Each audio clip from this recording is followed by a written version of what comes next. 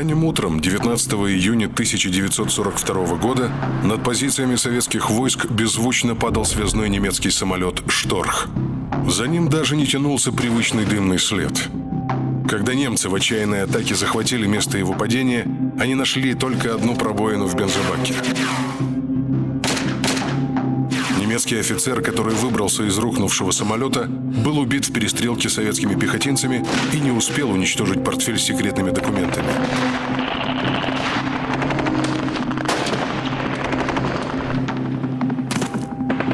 Майора звали Райхель.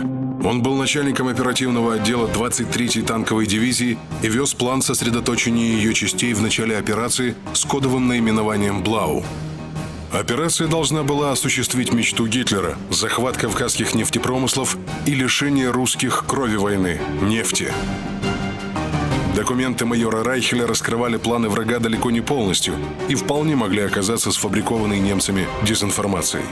Сталин, рассмотрев захваченные документы, оценил их очень осторожно. Возможно, что перехваченный приказ скрывает лишь один уголок оперативного плана противника. Можно полагать, что аналогичные планы имеются и по другим фронтам. Однако 28 июня 1942 года войска вермахта начали операцию «Блау». Справка. План Блау предусматривал разделение группы армий Юг на две части. Группа армий А должна была наступать на Северный Кавказ для захвата советских нефтяных промыслов. Группа армий Б, включавшая 6-ю армию Паулюса и 4-ю танковую армию Готта, должна была двигаться на восток, к Волге и Сталинграду для прикрытия северного фланга наступления на Кавказ. Немецкие колонны рванулись к Воронежу, Сталинграду, Ростову-на-Дону. Недостаточно укрепленный южный сектор Советско-Германского фронта был прорван. Отступление советских войск превратилось в бегство, и вскоре под Миллерово, в 300 километрах к западу от Сталинграда, неуправляемые части были окружены. На одном из совещаний раздраженный Сталин спросил командующего фронтом Тимошенко: «Почему не сообщают в Ставке, куда девались войска этих армий и какова их судьба? В этих армиях находились, кажется, 14 дивизий, а это больше 100 тысяч человек». В ответ Тимошенко смог назвать неутешительные цифры пробившихся из окружения частей. Уже через несколько дней Тимошенко был смещен со своего поста, и новым командующим фронта стал Василий Гордов.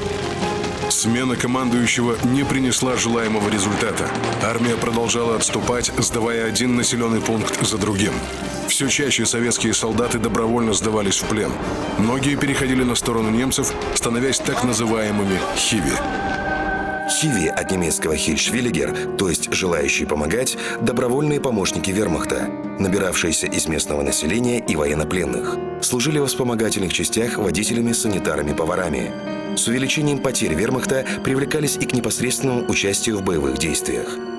Непрерывное отступление советских частей на восток продолжалось, когда вышел знаменитый сталинский приказ номер 227, получивший название «Ни шагу назад». Выписка из приказа номер 227 от 28 июля 1942 года. Надо в корне пресекать разговоры о том, что мы имеем возможность без конца отступать, что у нас много территории, страна наша велика и богата, населения много, хлеба всегда будет в избытке. Нельзя терпеть дальше командиров, комиссаров, политработников, части и соединения которых самовольно оставляют боевые позиции. Паникеры и трусы должны истребляться на месте. Останавливать бегущих должны были специальные заградительные отряды, имеющие право стрелять по своим. Среди бойцов и командиров приказ вызвал неоднозначную реакцию. Многие к нему отнеслись положительно. Его надо было издать раньше, тогда бы мы не отошли с зимних рубежей. Но немало было и тех, кто считал, что приказ ситуацию не изменит и выполнять его не будут. Численность заградительного отряда, куда входили лучшие бойцы, редко превышала несколько сотен солдат. Так, 4 заградотряда 62-й армии насчитывали всего 650 человек при общей численности армии в 56 тысяч бойцов. Поэтому заградотряды в лучшем случае могли возвращать людей в свои части. Справка. Выписка из донесения НКВД о ходе боев в Сталинграде. Заградительными отрядами с 1 августа по 15 октября 1942 года задержано 140 755 военнослужащих, сбежавших с передовой линии фронта. Из них арестовано 3980 человек, расстреляно 1189, направлено в штрафные роты и батальоны 2961 человек, возвращено в свои части и на пересыльные пункты 131 094 человека. Однако, чтобы остановить врага, одних заградотрядов было мало. Нужны были накопленные резервы.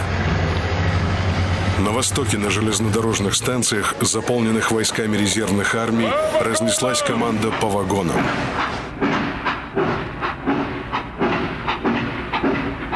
Составы двинулись к Дону.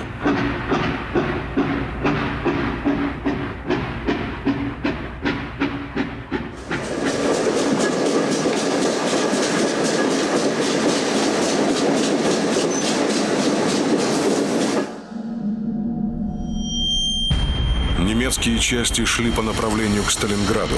6-я армия приближалась к Дону, но ее командующий чувствовал себя неуютно. Фридрих Паулюс с 1935 года занимал должности начальника штабов различных соединений.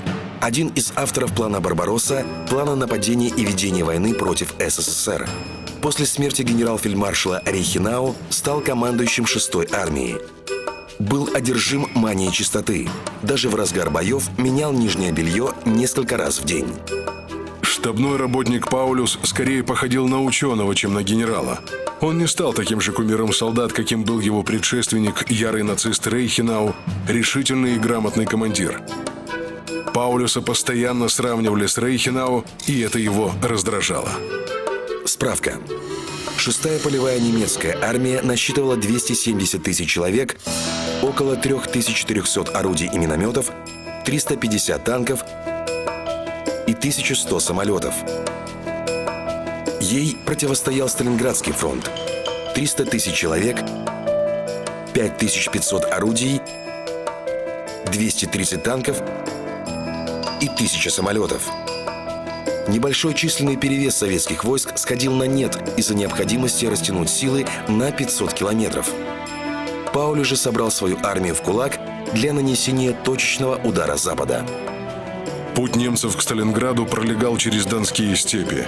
Здесь текущий с севера на юг Дон подходит к Волге почти вплотную, а затем поворачивает на юго-запад, образуя большую излучину.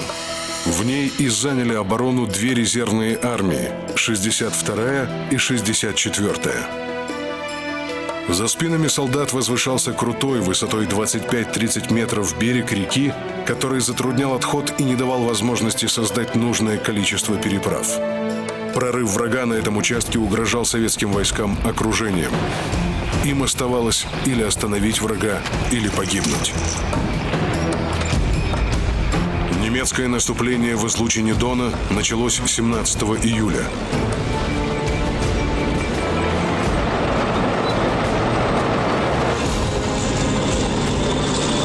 Вопреки ожиданиям, разгромить советские армии за несколько дней не удалось.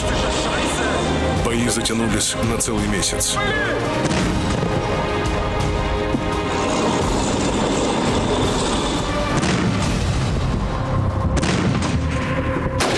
Мужество советских солдат, проявленное при обороне Дона, заставило немецкое командование пересмотреть свою стратегию на Восточном фронте.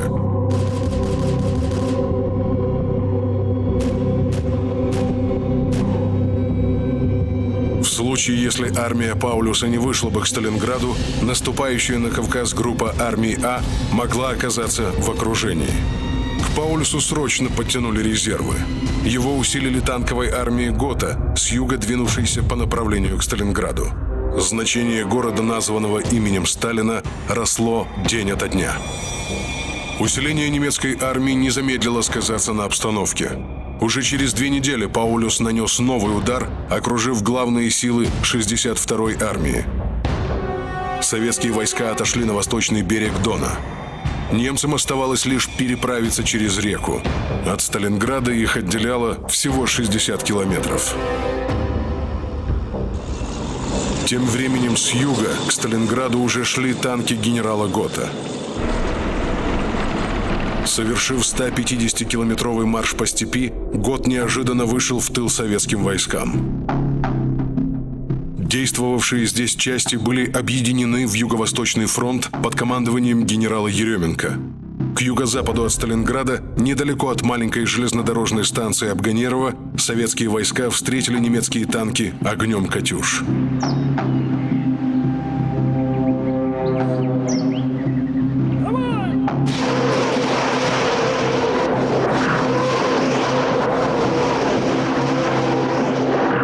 Еременко в докладе Василевскому. Летчики, которых я послал для наблюдения за боем, доложили, что район Абганерова и прилегающие к нему местности горит. Все объято пожаром. Делаю вывод, что «Катюши» наделали там дел. Наступление Гота было остановлено. Этот успех способствовал продвижению Еременко, и вскоре ему поручили координировать действия Юго-Восточного и Сталинградского фронтов по защите Сталинграда. Генералу Паулюсу предстояло форсировать Дон. Месяц тяжелых боев не поколебал его уверенности в том, что он сможет покончить с городом одним ударом.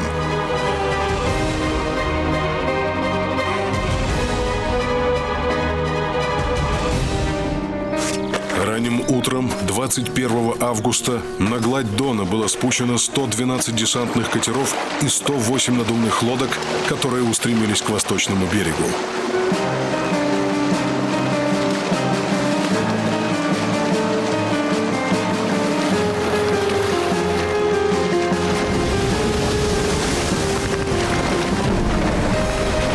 Защитники Сталинграда встретили их огнем.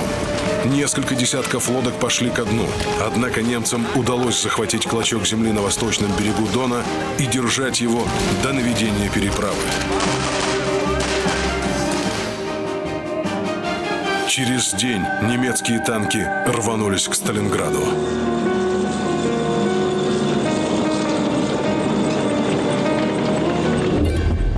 Справка. Сталинград, бывший Царицын, один из самых красивых, зеленых и благоустроенных городов предвоенного СССР. Развернувшееся строительство заводов привлекло в город много молодежи. За 15 лет население выросло с 85 до 450 тысяч человек. Сталинградская набережная с кафе, кинотеатрами и скверами считалась самой красивой среди городов Поволжья. Эвакуация населения Сталинграда проведена не была. Переправы запрудили скот и сельхозтехника, отправляемые на восток. В городе скопились сотни тысяч беженцев. К августу из города эвакуировали около 100 тысяч человек. В полдень 23 августа танкисты 6-й армии устремились к Сталинграду. Обгоняя танки с нарастающим гулом с запада, на город тучей надвигался немецкий 4-й воздушный флот, приветствуя своих танкистов воем сирен. Начался самый мощный за всю историю войны авианалет на Восточном фронте. Был ясный солнечный день, когда в городе прозвучали сигналы воздушной тревоги. Многие жители восприняли их как учебные. Лишь когда небо стало черным от немецких самолетов и батареи ПВО открыли огонь, население бросилось в укрытие. На город посыпались бомбы.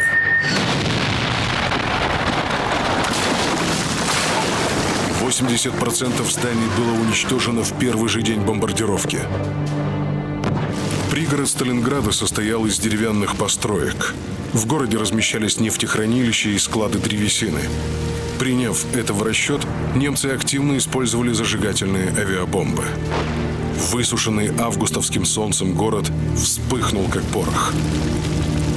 Потоки горячей нефти и бензина устремились к Волге. Река загорелась, а вслед за ней и пароходы на Сталинградском рейде.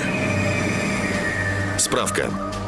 4-й воздушный флот генерала Рихтгофена совершил в тот день 1500 вылетов, сбросил 1000 тонн бомб, потеряв при этом всего 3 самолета. В Сталинграде только за один день, 23 августа, погибло около 40 тысяч жителей.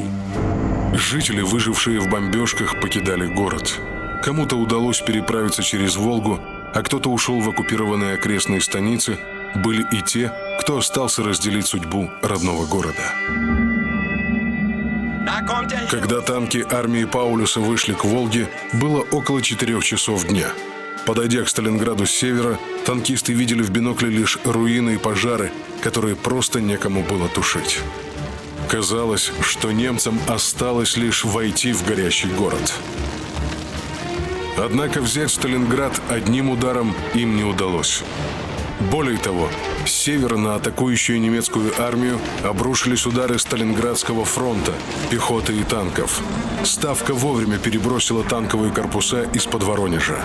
Также под Сталинград прибыли 2 резервные армии и лучшие оперативные умы Красной армии – маршалы Василевский и Жуков. Жуков докладывал Сталину. Наш быстрый удар заставил противника повернуть от Сталинграда его главные силы против нашей группировки, чем облегчилось положение Сталинграда, который без этого удара был бы взят противником. На несколько дней наступило затишье. Сталинград был наполовину окружен. Защищающие его 62-я и 64-я армии оказались отрезанными от Сталинградского фронта и могли получать подкрепление и боеприпасы лишь по переправам через Волгу. С другой стороны, и немцы не чувствовали себя спокойно, отбивая удары Красной армии с севера и непосредственно из Сталинграда. Стало очевидным, что пока город будет получать подкрепление, его защитники не оставят даже руины. Первоначальный план, не предусматривавший захват Сталинграда, немецкому командованию пришлось срочно корректировать. Перед Паулюсом поставили задачу – взять город, ликвидировать переправы и занять оборону, таким образом прикрыв от Сталинградского фронта наступающие на Кавказ немецкие части. В немецких штабах захват города на Волге виделся делом недель. Однако 12 сентября прилетевший в Винницу на встречу с Гитлером Паулюс охладил пыл командующих. Его 6-я армия была уже не той, что в июле. За 2,5 месяца боев войска понесли значительные потери. Кроме того, теперь Паулюс должен был бросить наиболее боеспособные дивизии на оборону своего левого фланга, который протянулся от Дона до Волги. На вопрос Гитлера, когда Паулюс возьмет Сталинград, тот ответил: Ввиду состояния наших войск, а также русского сопротивления, я не могу назвать окончательный срок. Напротив, я должен просить подкрепление 3 боеспособными дивизиями. Армию Паулюса вновь усилили резервами. К тому же ему передали 2 танковые дивизии армии Гота. Сталинград следовало взять немедленно. Защитой и надеждой города оставалась 62-я армия. Численность бойцов в дивизиях упала в 5-6 раз. В армии насчитывалось всего около полусотни танков. Несколько десятков поврежденных танков, которые еще могли стрелять, сделали неподвижными огневыми точками, вкопали в землю. Удержать Сталинград только этими войсками было, конечно, невозможно. И 9 сентября к городу направили стрелковую дивизию генерала Александра Родимцева. А 3 днями позже 62-ю армию возглавил новый командующий – генерал Василий Иванович Чуйков.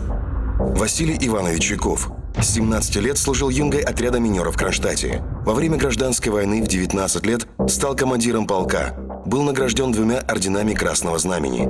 С декабря 1940 года находился в должности военного атташе при полномочном представительстве СССР в Китае. Чуйков прибыл в штаб армии 14 сентября, и в этот же день немцы пошли на штурм города. Им удалось найти слабое место в советской обороне.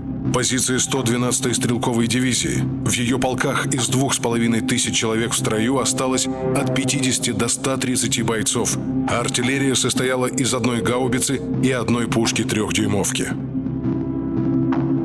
Немцы прорвались к Мамаеву кургану и вскоре вышли к Волге, намереваясь захватить центральную переправу. Если бы это произошло, судьба Сталинграда решилась бы в этот же день. Дивизия Родимцева подошла к городу и находилась на левом берегу, когда немцы были уже на набережной и сосредоточили свой удар по причалам переправы. Чтобы дать возможность Радимцеву переправиться, Чуйков бросил в бой последние резервы, несколько уцелевших танков и 2 группы, сформированные из работников штаба армии. Заградотрядов уже просто не было. Все, кто мог стрелять, были на передовой, и солдат удерживал не страх, а понимание ситуации, обозначенной Чуйковым. «За Волгой для нас земли нет».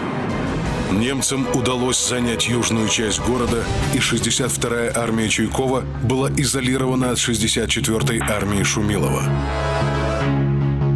Захват немцами огромного здания элеватора воспринимался как большой успех. Паулюс лично разработал нарукавную нашивку для своих солдат с изображением элеватора.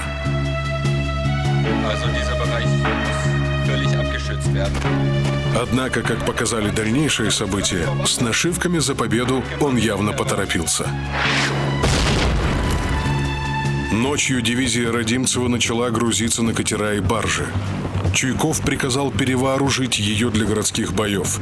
Вместо винтовок многие гвардейцы получили пистолеты-пулеметы, ручные пулеметы и противотанковые ружья. Заметив суда, немцы прямо с набережной открыли огонь из орудий и минометов. Тонули катера, шли на дно люди. Доплывшие до берега солдаты сразу бросались в бой. Немцы заняли высокую набережную, и советский десант был перед ними как на ладони.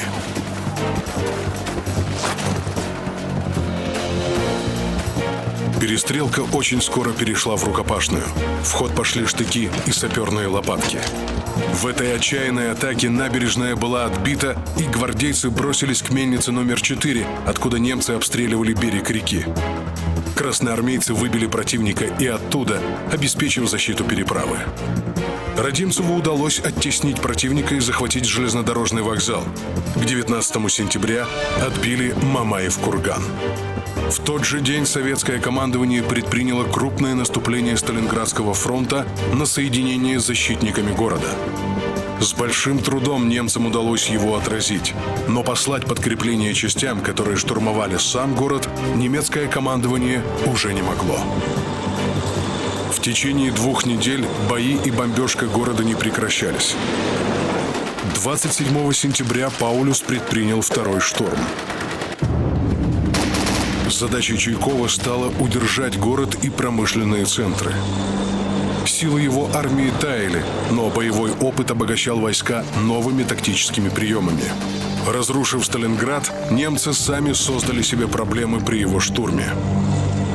Танки, основная ударная сила немецкой армии, не могли преодолеть груды битого кирпича и городские руины. Из-за любого угла, подвала, разрушенной балки в него летели гранаты или бутылки с зажигательной смесью. Немецким летчикам все труднее было находить в разрушенном городе ориентиры для сбрасывания бомб.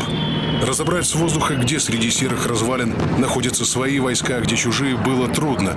К тому же бомбардировщики «Хенкель» обычно сбрасывали свой груз на пространстве нескольких сот метров. Чуйков приказал своим войскам во время бомбежки подходить как можно ближе к вражеским позициям. Дистанция между линиями обороны уменьшалась до 10-30 метров, и горизонтальные бомбометания немцев практически прекратились. Слишком велик был риск попадания по немецким позициям. Немецкие бомбардировщики, ранее успешно прокладывавшие путь пехоте, стали менее эффективными. Теперь для бомбардировки города немцы использовали бомбардировщики Ю-87. Они сбрасывали бомбы на крутом пикировании, что значительно повышало его точность.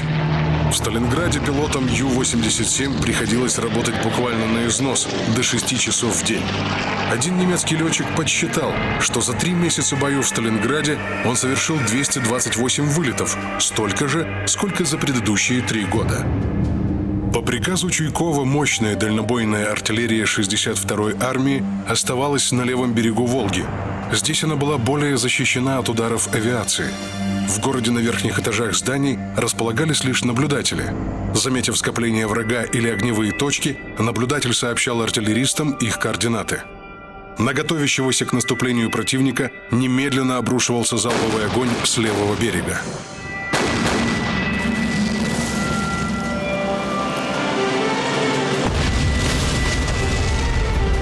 Важную роль стали играть снайперы. По городу можно было передвигаться разве что ползком. Чуйков потребовал от командиров всех рангов находиться на переднем крае боевых действий и поддерживать боевой дух личного состава. По приказу Чуйкова в частях начали формировать штурмовые группы, более приспособленные к условиям городского боя. Справка. Штурмовая группа состояла из 20-30 наиболее опытных бойцов. Основное вооружение – автоматы, большое количество гранат, ножи и остро отточенные саперные лопатки. Группе придавалось легкое противотанковое орудие, иногда танк, отделение бронебойщиков с противотанковыми ружьями, огнеметчики. Перед штурмовыми группами ставилась задача на передовой линии фронта захватывать и удерживать городские здания. Зачастую применялась следующая тактика. Выстрелами с пушки в стене дома пробивалось отверстие. Затем туда летели несколько гранат, и бойцы устремлялись в здание. Подвалы выжигались огнеметами и забрасывались гранатами. Прежде чем ворваться в комнату, боец бросал туда гранату, а затем давал очередь из автомата. Некоторые здания напоминали своеобразный слоеный пирог. Первый этаж был занят советскими штурмовиками, выше находились немцы, а на верхнем этаже снова бойцы Красной Армии.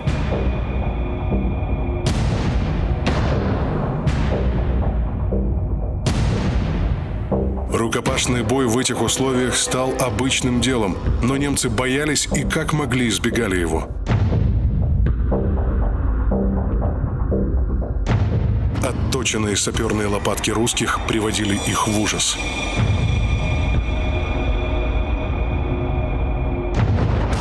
Отдельно стоящие дома, из которых бойцы простреливали улицы, становились крепостями. Вечером 27 сентября сержант Яков Павлов получил приказ осмотреть дом облпотребсоюза, стоявший в 100 метрах впереди позиций пехоты. Дом был прекрасным наблюдательным пунктом и хорошей площадкой для обстрела противника. Из него открывалась панорама города на запад, север и юг в радиусе километра. Красноармейцы очистили здание. Вскоре на помощь разведчикам Павлова прибыл взвод лейтенанта Афанасьева. Когда немцы осознали свою потерю и пошли в атаку, их встретили плотным огнем. За 58 дней последующих боев обороной дома руководили разные командиры. Но так уж вышло, что за зданием закрепилось имя сержанта. Первыми домом Павлова здание назвали артиллеристы, отмечая его на своих картах. Как дом Павлова он значился и в донесениях и приказах по армии. К дому проложили подходы, соединяющие с мельницей и с соседним зданием, захваченным лейтенантом Заболотным. По ним прибывало подкрепление. В стенах проделали амбразуры для ведения огня. Подходы к дому заминировали. Бойцы быстро освоились на новом месте. В квартирах осталось много вещей, нашелся даже патефон. Правда, уцелела лишь одна пластинка, но в перерывах между боями с немцами, которые предпринимали попытки любой ценой отбить дом, над руинами плыла музыка.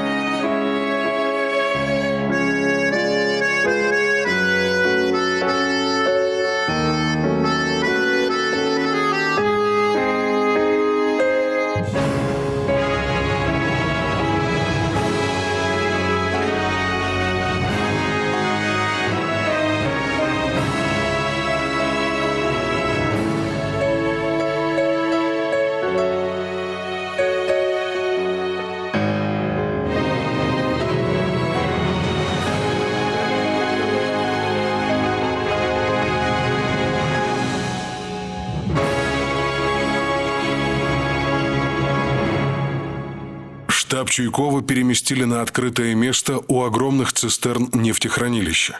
Определив его расположение, немцы начали обстрел штаба.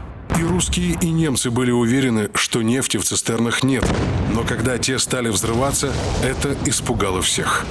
Потоки горячей нефти хлынули к окопам, где располагался штаб, и лишь чудом не залили командный пункт. Телефонные линии сгорели. Из-за дыма невозможно было дышать. В течение 3 дней Чуйков оказался запертым в огненной ловушке. Все это время командующий фронтом Еременко, находившийся на левом берегу Волги, не знал, жив ли Чуйков и где находится штаб его армии. Наконец, от Чуйкова пришло сообщение: «Мы там, где больше всего дыма и огня». Штабу вновь пришлось менять свое расположение, а немцы все усиливали натиск. 4 октября они захватили район вокзала, все больше прижимая советские войска к Волге. Спасла положение переправа в город воздушных десантников дивизии Виктора Желудева. 14 октября немцы предприняли очередное наступление. Основной удар наносился теперь в районе тракторного завода. Против дивизии Желудева, оборонявшей завод, действовали 3 пехотные и 2 танковые дивизии немцев. Командир дивизии Желудев с автоматом в руках сражался рядом со своими уцелевшими бойцами. На подходе к переправе была свежая дивизия Людникова, но до ее прихода нужно было продержаться. С территории тракторного завода немцы наносили удары по заводу «Баррикады». Лишь залпы «Катюш» с левого берега реки остановили их атаку. Однако немцы уже достигли Волги, разделив 62-ю армию на 2 части. В то, что Сталинград удержать удастся, уже не верил даже Чуйков. 16 октября, когда бой шел в 320 метрах от его штаба, в Сталинграде высадилась 138-я дивизия Людникова и вступила в бой в районе завода «Баррикады». Немецкое наступление вновь было остановлено. Гитлер был в ярости, что Сталинград до сих пор не взят. Из сообщения BBC, октябрь 1942 года. Сталинград поглотил гитлеровские армии. Польша была завоевана за 28 дней. За 28 дней в Сталинграде немцы сумели захватить несколько домов. Франция пала за 38 дней. В Сталинграде за 38 дней немцам удалось перебраться с одной стороны улицы на другую. Немцы называли военные действия в городе «крысиной войной». В ней нельзя было положиться на техническую мощь армии. Здесь солдат стоял против солдата и разделяло их 10-20 метров. Выигрывал в этой войне тот, кто был злее и изобретательнее, тот, в ком было больше мужества и воли, тот, кто был сильнее духом.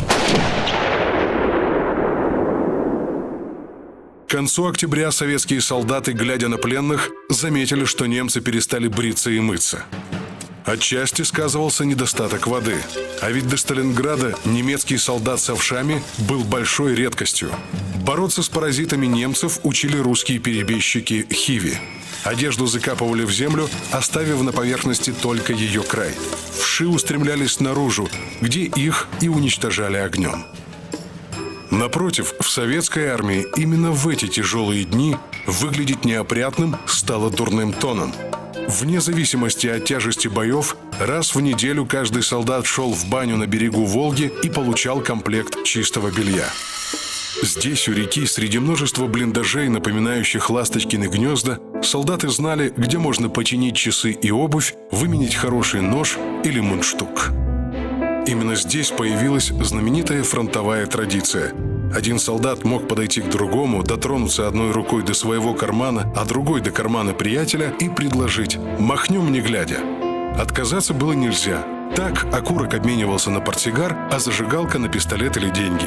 В ситуации, когда каждую секунду солдат мог потерять жизнь, цена любой вещи сводилась к нулю. 11 ноября. Последнее наступление Паулюса в Сталинграде. У завода «Баррикады» немцы достигли Волги и окружили дивизию Людникова, разделив 62-ю армию на 3 части. 138-я дивизия, или как ее называли, «Остров Людникова», 1,5 месяца в одиночестве защищалась в 200 метрах от Волги. Линия фронта проходила уже по городским кварталам. Переправы, по которым шло снабжение войск, находились под постоянным огнем и днем, и ночью. Вскоре Волга начала замерзать, и суда уже не могли доставлять в Сталинград боеприпасы и продукты. Лишь самолеты У-2, навьюченные как верблюды, сбрасывали мешки с патронами и сухарями. Парашютов не хватало, и груз часто просто сбрасывали с малой высоты. Мешки с продуктами, ящики со снарядами ставили на плоскость и привязывали веревкой с распускающимся узлом. У штурмана вожжи. Он их дергал, и летел груз вниз, куда попадет. Но водку на парашюте бросали. Газ прибираем и кричим: «Иван, держи! Водка!» Летчики и штурманы делали по 12 вылетов за ночь. Однако обеспечить бойцов всем необходимым по воздуху было невозможно. Судьба последних защитников Сталинграда, казалось, уже была решена. Приближалась зима. От Балтики до Волги фронт обороны казался немцам неуязвимым. Союзникам, венграм, румынам и итальянцам доверили удерживать часть позиций на Дону. Считалось, что даже если советским войскам удастся взломать их оборону, серьезного кризиса не возникнет. Господствовало мнение, что русские едва ли в состоянии начать крупное наступление с далеко идущими целями. Однако еще в сентябре командование Красной Армии начало работу над планом полного разгрома армии Паулюса. Из района станицы Клецкой советские войска должны были нанести удар на город Калач. Им навстречу наступали войска Сталинградского фронта, замыкая окружение противника. Операция получила кодовое название «Уран». Ее должны были осуществлять 3 фронта – Донской, Юго-Западный и Сталинградский. Численный перевес советских войск был не таким уж значительным, и успех «Урана» зависел от мастерства солдат и командиров. Но неприятности начались еще до первых залпов. В ночь на 19 ноября перед днем наступления поднялась метель. Видимость резко упала. Сталин подчеркивал: Если авиаподготовка операции неудовлетворительная, то операция кончится провалом. Теперь из-за метели приходилось вообще отказываться от поддержки авиации. Однако откладывать «Уран» было поздно. На юге войска уже переправились через Волгу. Спрятаться в степи они не могли, но ждать хорошей погоды означало обнаружить себя перед противником. Утром 19 ноября в 8 часов 50 минут загремела артиллерийская канонада, завершившаяся залпом «Катюш». Обстрел велся в метель почти вслепую, но румынская оборона рассыпалась уже под первыми ударами танковой армии. Контрудар по наступающим советским войскам попытался нанести 48-й танковый корпус немцев. В районе Усть-Медведецкого произошел крупный встречный танковый бой, длившийся более суток. Немецкий корпус был разбит. Одна из его дивизий столкнулась с курьезным препятствием. Электропроводку многих танков перегрызли мыши. Дивизия находилась в резерве, и танки, стоявшие без движения, были выведены из строя таким неожиданным союзником Красной Армии.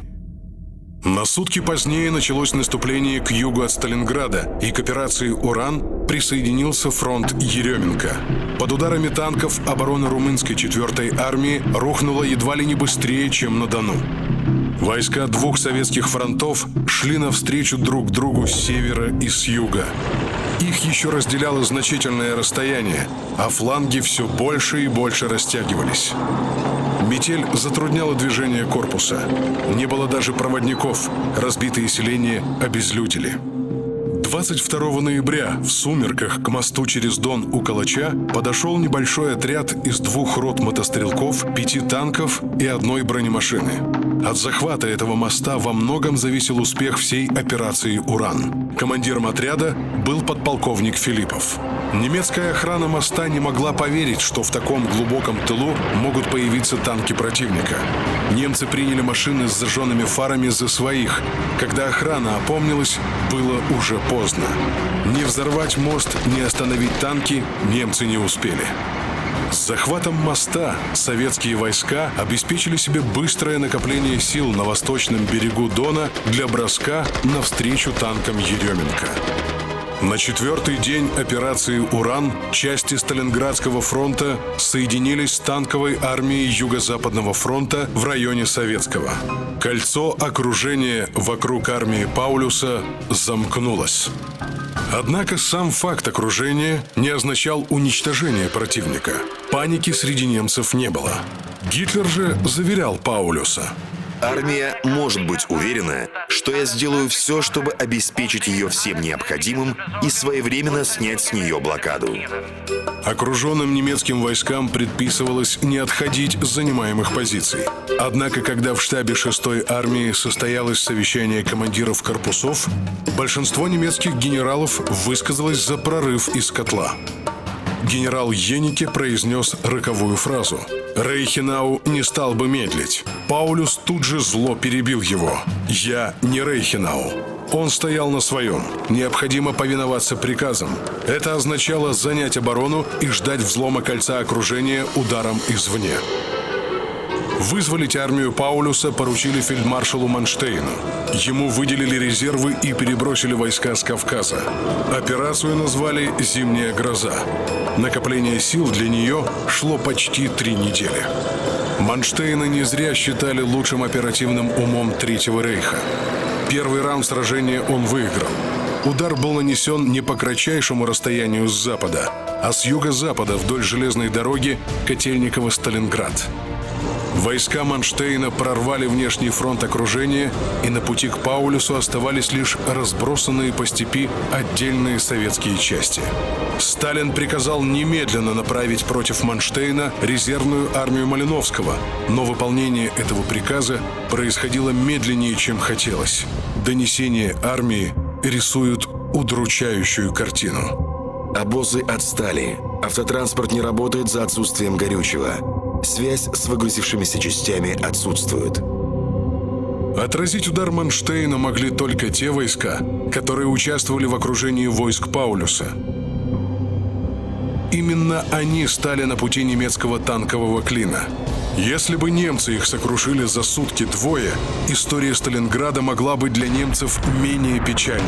Но советские корпуса стояли насмерть и сумели остановить врага до прибытия основных сил Малиновского.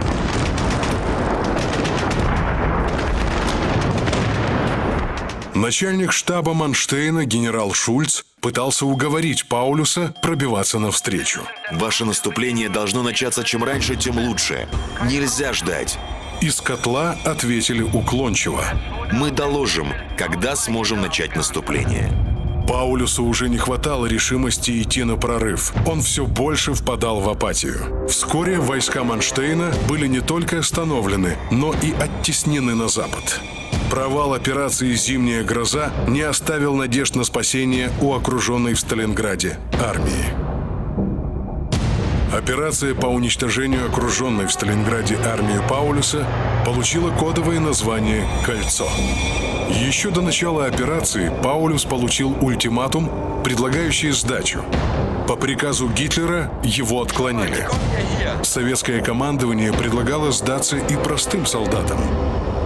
У-2 летчика Лященко на высоте в 1000 метров как бы зависал в небе, и через громкоговоритель штурман Овсищер зачитывал ультиматум окруженным войскам. Внимание, внимание! К окруженным в районе Сталинграда немецким солдатам и офицерам. С земли открывался шквальный огонь. У-2 уходил из зоны обстрела, а через 15 минут в другом месте повторялось то же самое. Кто-то из стрелявших верил в то, что придет помощь. Кто-то страшился расправы в плену. Кто-то просто боялся нарушить приказ. Несмотря ни на что, в котле не переставала работать система поддержания дисциплины. Расстреливали за трусость, дезертирство, за кражу продовольствия и мародерство. Окруженные все еще оставались армией. Операция «Кольцо» началась 10 января с мощной артиллерийской подготовки. Окруженные контролировали достаточно большую территорию, километров в 40-60. Немцев гнали на восток, к Волге и Сталинграду. Через 4 дня немцы оставили главный аэродром «Питомник», и ко многим пришло осознание катастрофы. За место в самолете попросту дрались. В итоге последними улетели не раненые и не самые богатые, а самые сильные. 21 января оставили аэродром Гумрак. Последние порции продовольствия и боеприпасов сбрасывали уже парашютами. Все больше солдат впадало в апатию. Они прятались в развалинах и оживлялись лишь когда слышали звуки пролетающих транспортных самолетов. Их мысли занимала только еда. Последними позициями армии Паулюса стали развалины Сталинграда. 24 января Паулюс обратился к Гитлеру с донесением, в конце которого были такие слова. Чтобы спасти жизни тех, кто еще остался, армия просит разрешения на немедленную капитуляцию. Фюрер был непреклонен. Капитуляцию запрещаю. Армия удерживает свои позиции до последнего солдата и до последнего патрона. Вскоре котел был разорван на две части. Южную, зажатую в центральной части города, и северную, в районе заводов. Штаб Паулюса находился в южной части, и командующий не счел нужным отказываться от плена. Он сдался утром 31 января вместе со своим штабом. Северная группировка под командованием генерала Штрекера продолжала сопротивление, однако после мощного огневого удара советской артиллерии 2 февраля 1943 года сложила оружие и она. Справка. В ходе операции «Кольцо» захватили пленными 91 тысячу человек, 6 тысяч орудий, 1500 танков, 80 тысяч автомашин и другое имущество. Разгром армии Паулюса и двух румынских армий заставил Германию содрогнуться от ужаса. По всей стране был объявлен трехдневный траур. Во фронте, который казался незыблемым, образовалась гигантская дыра. Этим немедленно воспользовалось командование Красной армии для широкомасштабного наступления. Последовательно пали итальянская и венгерская армии на Дону. Началось поспешное отступление немцев с Кавказа. До бакинской нефти Гитлер так и не добрался. К моменту, когда Паулюс капитулировал, советские войска уже вышли на позиции, потерянные летом. Зимнее наступление остановилось только в марте 43-го. Советские войска взяли Курск. Через несколько месяцев их ожидало следующее решающее сражение Великой войны.